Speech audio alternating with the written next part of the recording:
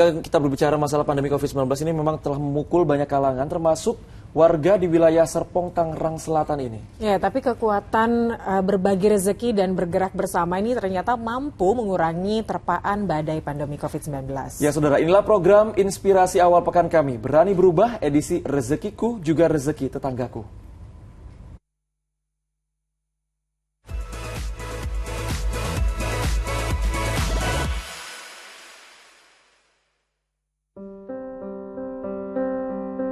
Halo, nama saya Nunu. Saya Bu RT di sini di Komplek Perumahan ini.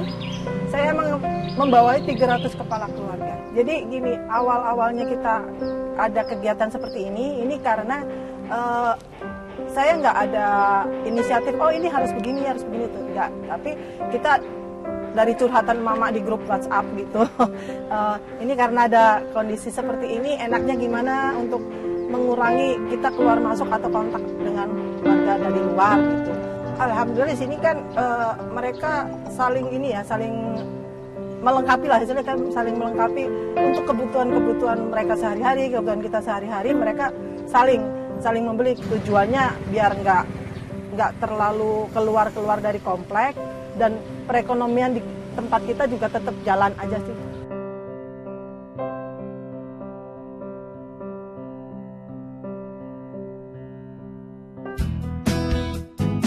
Ada yang jual sayur, nanti ada juga yang di sayur itu ada jual bahan buat lauknya. Jadi nanti warga lain yang membeli dan yang dia juga menjual ke warga yang lainnya juga gitu. Jadi ada jual matang, ada yang mentah.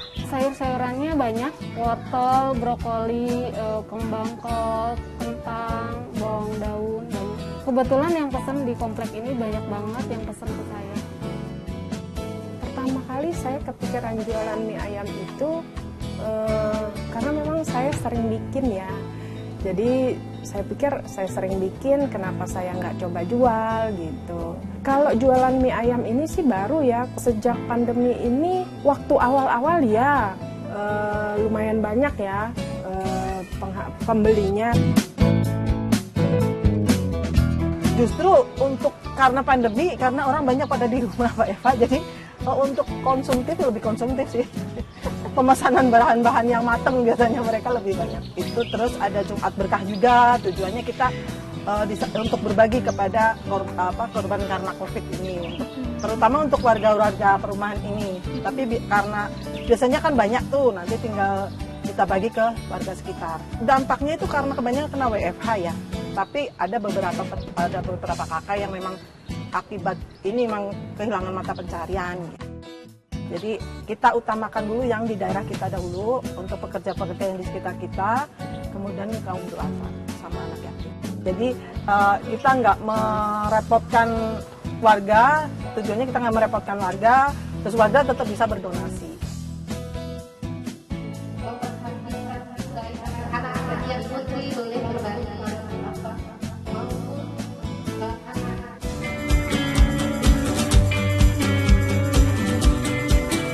Bank sampah itu ini termasuk baru ya, masih baru lah kita. Karena awalnya karena pandemi juga, untuk sementara ini karena masih belum banyak banget, kita pakai donasi aja. Jadi seikhlasnya, dan itu pun sudah lumayan.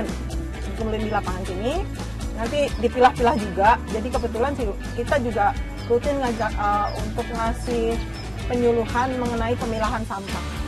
Jadi dalam kondisi kesini untuk memilah juga, untuk mengurangi juga waktu juga, mereka sudah memilah sendiri tuh. Oke, hari ini kita berhasil mengumpulkan sampah sebanyak 320 kg. Ini semua ini inisiatif dari para ibu-ibu atau para mama yang ada di grup untuk meminimalisir kontak dengan warga dari luar. Terus di samping itu kita juga untuk lebih survive dari antara warga satu dengan yang lain karena pandemi ini. Hikmah yang paling saya rasakan selama pandemi itu kita lebih aware antar warga, terus lebih rukun dan komunikasi lebih banyak, lebih terjalin. Karena kan kita di rumah otomatis kita sering komunikasi meskipun pakai WA ya, tapi tetap masih lebih intens lah. Harapan saya tetap sama sih semua, segera pandemi segera selesai lah pandemi gitu ya. Dan untuk kerukunan atau kepedulian antar warga masih tetap terus terjaga atau kita pertahankan, minimal kita pertahankan kerukunan, kepedulian antar warga gitu. Syukur bisa lah tetap terjalin sampai kapanpun. Karena dari kepedulian itu kita bisa ciptakan harmoni, kita bisa survive gitu.